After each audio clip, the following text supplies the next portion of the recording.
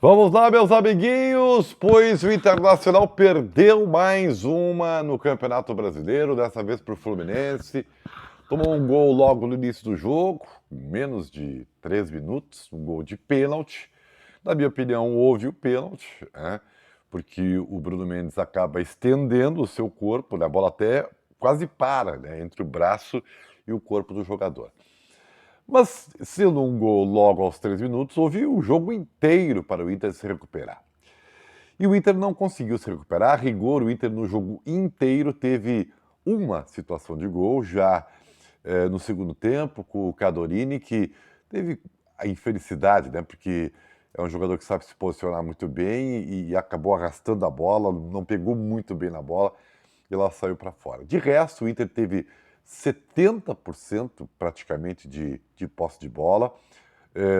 Foi protagonista o jogo inteiro contra o Fluminense, que optou por jogar com linhas bem baixas, apostando no contra-ataque, que poucas vezes usufruiu, mas talvez no segundo tempo, onde teve algumas situações de perigo, mas ainda assim, um jogo que foi muito pobre tecnicamente, um jogo bem sofrível mesmo, mas o Internacional não conseguiu ter capacidade técnica e nem tática.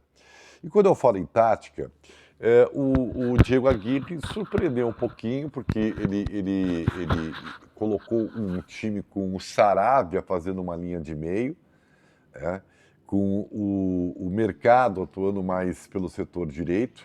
Parecia no início que seria um 3-5-2, mas na verdade foi um 4-2-3-1, o Saravia ocupando aquele setor, e não deu certo, né?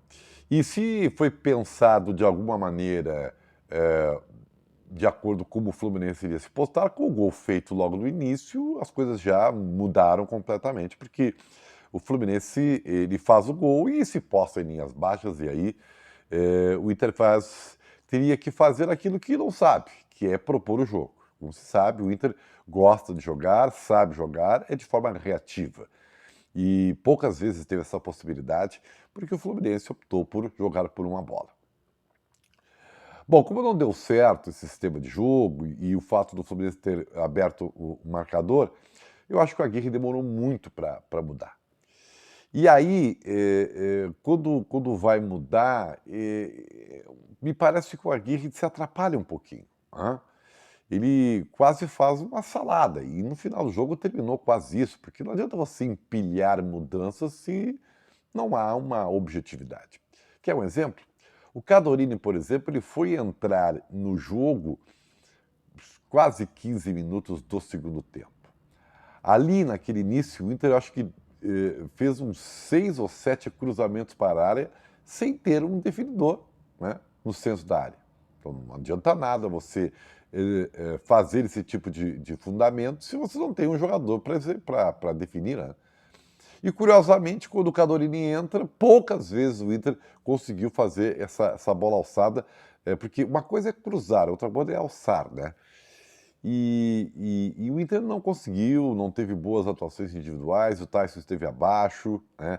O Edenilson esteve abaixo também, o Patrick mal no jogo inteiro. Quer dizer, o Inter não conseguiu encontrar soluções mais uma vez. Mas tudo isso é consequência. O mau desempenho contra o Fluminense, ele repete maus desempenhos, porque na minha visão, e o título da Thumb está aí, o Inter vive esse campeonato em função do seu rival. O Inter vive o Grêmio, né? O Inter mira o Grêmio. A falência técnica do rival, né, quase beirando o rebaixamento, tornou o Internacional, como o seu próprio vice-presidente de futebol admitiu, né, em muitas oportunidades, uma zona confortável. O campeonato do Inter se tornou confortável diante da quase iminente queda do rival. E aí, o objetivo da vaga direta para a Libertadores da América, que ficou distante, impossível. Agora, a própria vaga para a pré-Libertadores pode ficar a perigo. Isso tudo acaba sendo insignificante diante do objetivo do Inter, que era vencer aquele Grenal e ali, né, empurrar o Grêmio para a segunda divisão, que ainda não aconteceu, embora seja provável. E acabou o campeonato para o Inter. E agora, quando tenta retomar o foco, não consegue. Assim, ó, eu entendo a rivalidade, quem está aqui para... Já falei várias vezes, né? Eu posso ter uma opinião contrária, mas eu entendo que a rivalidade é assim. Os torcedores são mais anti o rival do que propriamente torcem para o seu time. Quer um exemplo? Hoje era Inter e Fluminense. O torcedor passou o dia inteiro nas redes sociais querendo saber o que o Renato ou o seu auxiliar Alexandre Mendes disse ou se conversaram a respeito da saída do Vitinho. Ninguém se importava com o jogo dessa noite. Os caras queriam saber se o Renato tinha entregado ou não o jogo. Mas peraí um pouquinho. Peraí um pouquinho. Quer dizer, então, e isso, mas tem uma coisa que eu vou dizer para vocês, tá? Esse torcedor do Internacional que hoje parece não estar ligando muito para isso, embora já comecem a pipocar algumas críticas, esse torcedor, caso o rival obtenha um milagre, que é difícil, mas se obtenha, vai se voltar todo contra a direção do Inter, contra a comissão técnica, porque tudo está em função da cara do rival.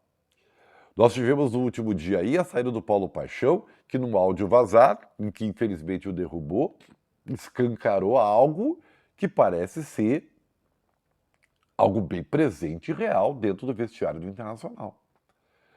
O Paixão dizia ali que há alguns jogadores que o Inter tem que encerrar o ciclo. Que estão há muito tempo no clube, não ganharam nada, e o Inter tem que mudar isso. E me parece que as coisas estão ficando bem claras. Porque o Internacional, com esse esqueleto aí, né? Embora bons jogadores, de forma coletiva, não consegue render. O Inter vai para mais um ano sem não ganhar nada e só não está em crise, porque o Inter é o 8º colocado e pode perder posição para Ceará e América Mineiro, porque o rival está em queda. E enquanto o Internacional viver só o Grêmio, pode, neste momento, satisfazer o torcedor que também está focado nisso, mas em algum momento os pezinhos vão descer na terra e vão se perguntar, tá, mas e aí? E agora? E o Internacional vai ganhar o quê? Então, me preocupa é quase um inconsciente coletivo.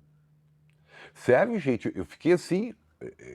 Hoje eu fiquei abismado. O torcedor do Inter não estava nem aí para o jogo contra o Fluminense. Ele quer saber das repercussões do jogo contra o Flamengo, do Grêmio, vai cair, não vai cair, o Renato entregou ou não. E o Inter, e o time do Inter, não. Sabe, há então eu ia dizer doença, mas não é, mas é uma loucura isso. Então, não, o Inter é muito grande para viver em função da queda do rival, que tudo bem, é beleza pela rivalidade, é isso aí mesmo e tal. Mas peraí, e quando é que vai fazer por si? Quando é que vai começar a ganhar? Quando é que vai começar a atingir objetivos significativos? Não, vai me desculpar. E o que está se demonstrando aí? Que o Internacional, enquanto comemora a queda do rival, vai despencando na tabela. O time coletivamente vai muito mal. O Diego Aguirre não encontra soluções. As individualidades, em decorrência disso tudo, também caem de produção. E aí? Aí você vai dizer, ah, não, mas o rival está caindo. Ah, o Inter está perdendo, mas o rival está caindo. Ah, o Inter não joga nada, mas o rival está caindo. E aí? É isso aí. Então, eu lamento. O Inter perdeu mais um jogo, né? Não encontrou soluções, não foi criativo, não foi competente. Contra um Fluminense bem limitado, né? Que aliás, humilde, né? Se postou defensivamente o jogo inteiro e ficou só assistindo o Inter trocar passes e levantando bola na grande área. Eu gostaria de saber do torcedor colorado, é isso mesmo? Tá bom assim? Realmente não importa mais nada? Realmente para você, torcedor do Inter, é a queda do rival e ó, o resto não interessa mais nada? Eu não posso acreditar. Mas é o que parece. E como eu sempre digo, às vezes o que parece é mais representativo do que é. Qual é a sua opinião? Hã? Deixe seu comentário, dê o seu like se você gostar e faça a sua inscrição se você quiser. Tamo junto.